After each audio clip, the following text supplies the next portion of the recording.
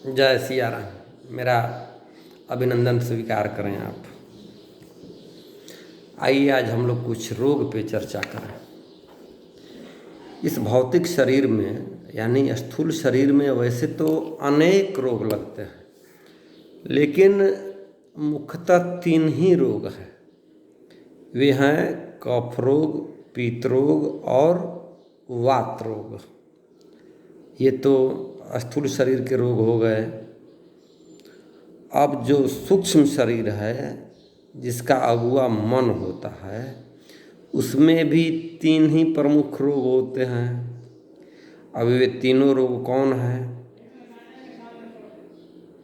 काम, क्रोध और लोभ।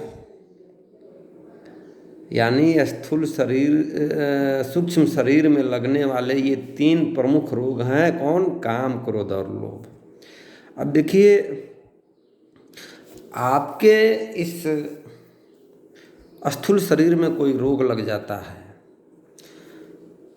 तो अगले जन्म से इसका कोई संबंध न होगा।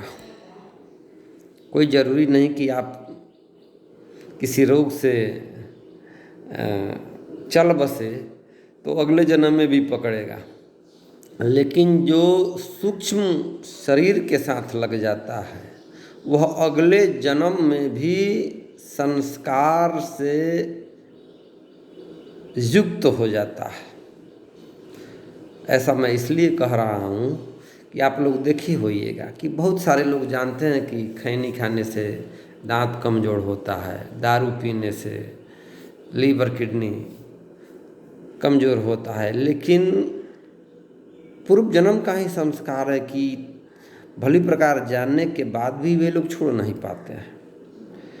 और नहीं तो सूक्ष्म शरीर में यानी मन में लगने वाले जो रोग हैं तीनों, काम, क्रोध, लोभ, ये आपको नरकगामी भी बना सकते हैं। ये बड़े खल हैं। तात 3 अति प्रबल खल, काम, क्रोध और लोभ, ये प्रबल खल हैं।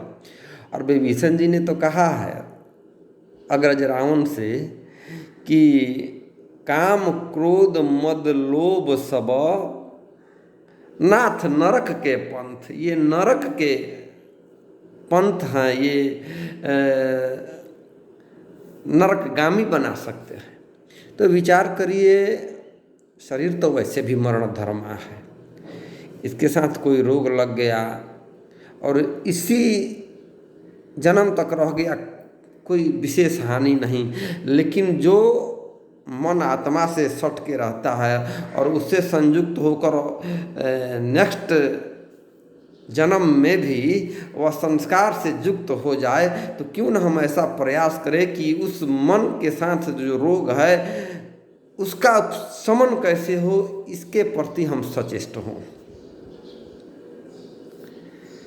एक जगह विभीषण जी कह रहे हैं कि भैया, कोई व्यक्ति गुण का सागर हो जाए, काफ़ी चतुर हो जाए, लेकिन उसके व्यक्तित्व में जरा सा भी लोभ आ जाए तो समझिए कि उसकी विद्वता, चतुराई किसी काम का नहीं। गुण सागर नागर नर जोई, अलप लोभ। अलप लोभ भल कहाई न कोई। जरा सा भी उसके व्यक्तित्व में लोभ आ जाए। और एक बात आप ध्यान दीजिएगा, काम का संबंध जो है वर्तमान काल से होता है और क्रोध का संबंध भूतकाल से होता है और लोभ का संबंध भविष्य काल से होता है। काम से अर्थ लीजिएगा कामना। अब देखिए, कामना की पूर्ति हो गई तो हम और लोभी हो जाते हैं। अगर पूर्ति न हो तो हम क्या हो जाते हैं? क्रोधी हो जाते हैं। तो किसी भी दृष्टि से हम कामना करें ही क्यों? फल तो भगवान के हाथ में है, कर्म अपने हाथ में है, तो हम कामना ही न करें। अगर कामना न करेंगे तो हम बिल्कुल वैसे ही हो जाएंगे जैसे कौवा के बीच में परमहंस। अब तीनों का उपशमन कैसे हो, आज के सत्संग में हम लोग इस पे चर्चा करें। तीनों को बल किससे मिलता है? लोभ को दो चीज़ों से बल मिलता है, इच्छा से और दंभ से। इच्छा को आप मार दीजिएगा, दंभ को अगर हटा दीजिएगा तो लोभ जो जहाँ है वहीं धराशायी हो जाएगा। और काम को मारना है तो नारी से अलग हो जाइए।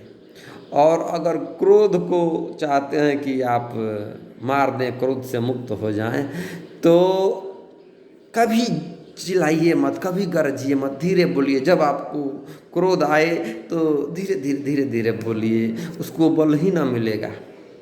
लोभ के इच्छा दंभ बल, काम के केवल नारी।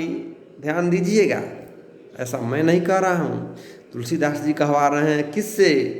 स्वयं श्री राम से कहवा रहे हैं, अपने अनुज लक्ष्मण को समझाते हुए। अरण्य कांड में ये कहते हैं कि है लक्ष्मण, लोभ के इच्छा दंभ बल, काम के केवल नारी, क्रोध के परुष वचन बल, मुनिवर कहीं विचारी। तो इन दुर्गुणों को जिससे बल मिलता है उसी को हम क्यों ना मार दें। और अगर आप चाहते हैं कि किसी दूसरे तरीके से इसका उपशमन हो, तो सद्गुरुदेव के श्री चरणों में बैठ जाएं, सेवा करें। इन तीनों रोगों से आप मुक्त हो जाएंगे। या फिर हाथ में माला लेकर भगवान के दिव्य स्वरूप को भीतर उतार के जाप करें, विश्वास करें। देखिए, भौतिक शरीर में अगर रोग लग जाता है ना, तो हम पहुंच जाते हैं इलाज कराने। लेकिन जो मन में रोग लग जाता है वह अपने में दिखाई न देकर दूसरों में दिखाई देने लगता है। अगर हम लोभी हो जाएं, क्रोधी हो जाएं, कामी हो जाएं, तो ऐसा होता है कि हम उसको जो है महसूस करें ऐसा कि हम कुछ अधिक ही लोभी हो गए हैं। नहीं नहीं,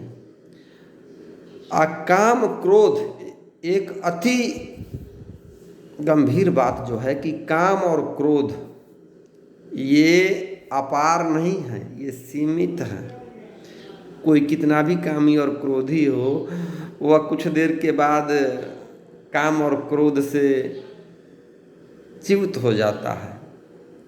लेकिन लोभ जो है अपार भरा रहता है मन में। काम वात कफ लोभ अपारा, क्रोध पीत नित छाती जारा। काम जो है वात रोग है, और लोभ जो है कफ रोग है, और क्रोध जो है यह पित्त रोग है गोस्वामी जी के शब्दों में। लेकिन अपार शब्द जो है वह लोभ के साथ ही आया है। इसलिए कि अब देखिए ना, कोई वृद्ध हो गया है, काम से तो मुक्त हो गया है बेचारा, अब उस लायक नहीं रहा, ऊर्जाहीन हो गया अब वह, और क्रोध से भी लगभग मुक्त हो ही गया है, लेकिन लोभ से मुक्त नहीं हुआ है। भले घर में पूछो या ना हो, लेकिन हाय सुख चाहता है कि और कितना रज लें।